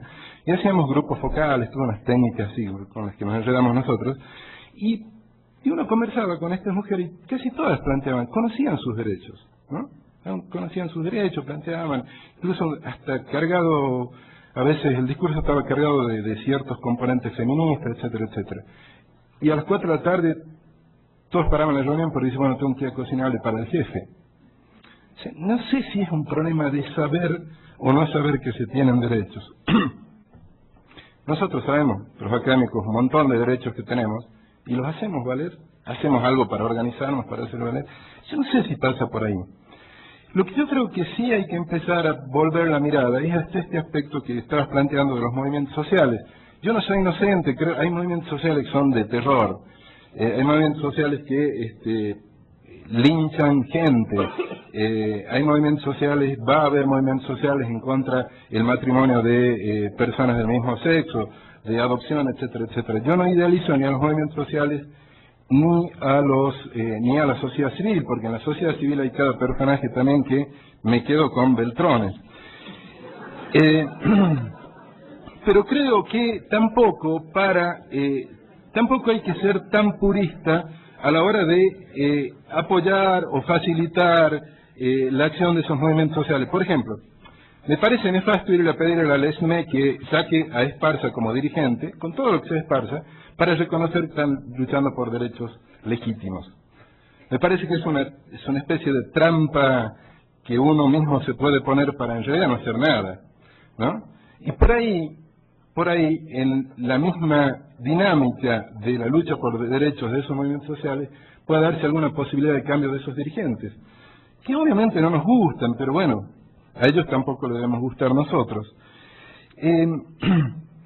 Yo no sé por qué la pregunta pone cómo promover una política democrática eficaz en la cuestión social, pero democrática, es decir, no contraria. No entiendo el pero. ¿Sí?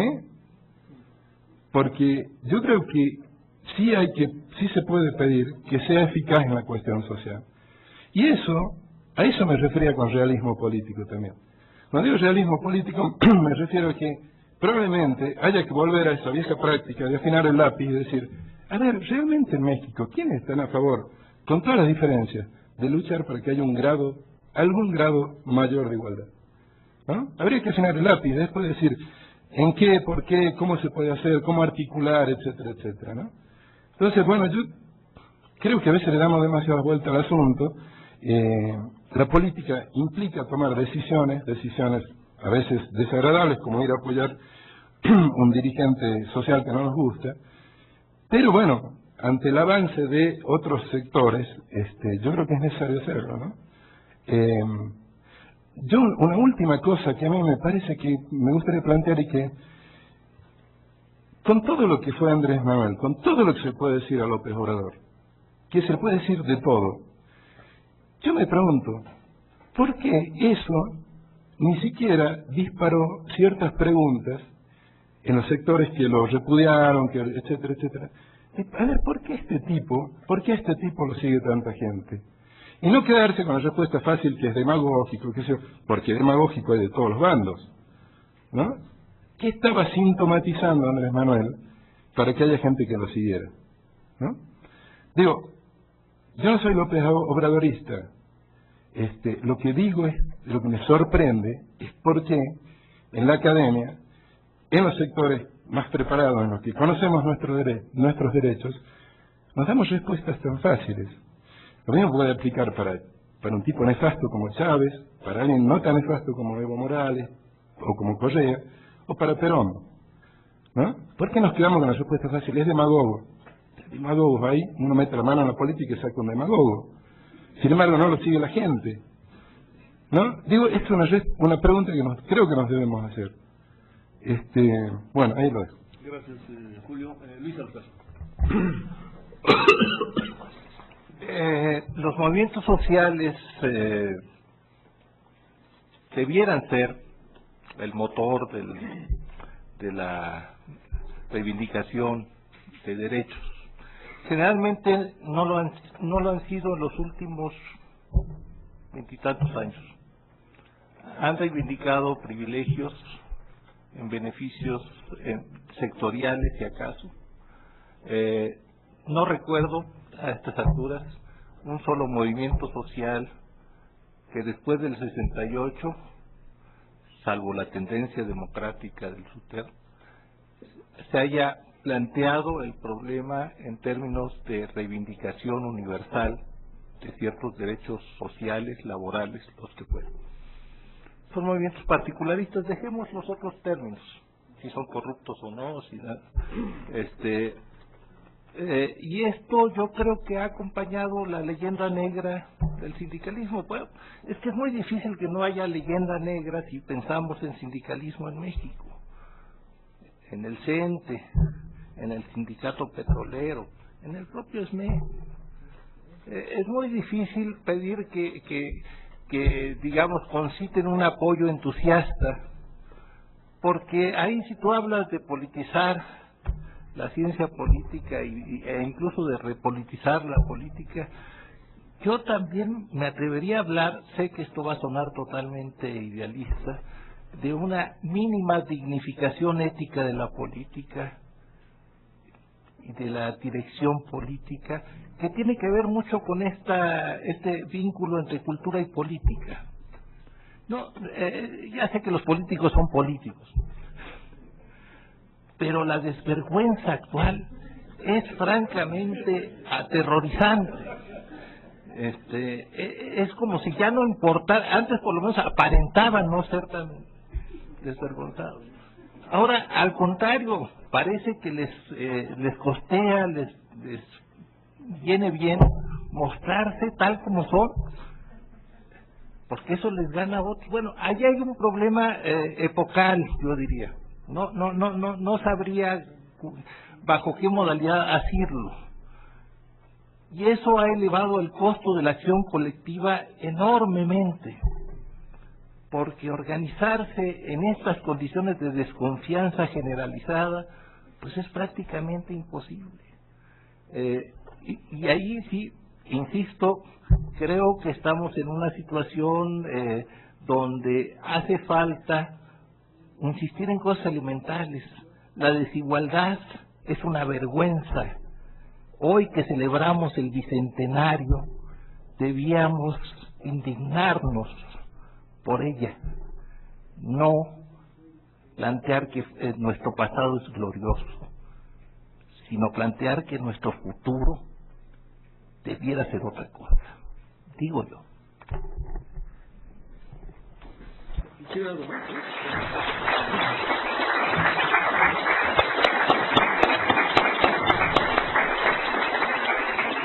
Bueno, pues hemos terminado y terminado con bien, cumpliendo con el tiempo y las formas. Les tengo que informar que mañana empezaría el seminario a las 10 de la mañana con la conferencia magistral de Hermano Vitale de la Universidad del Valle de Aosta, Italia, con comentarios de Rodrigo Gutiérrez Rivas. Y a las 12, Derechos, Ciudadanía y Migración, para volver en la tarde con nuevas generaciones de derechos. Buenas noches.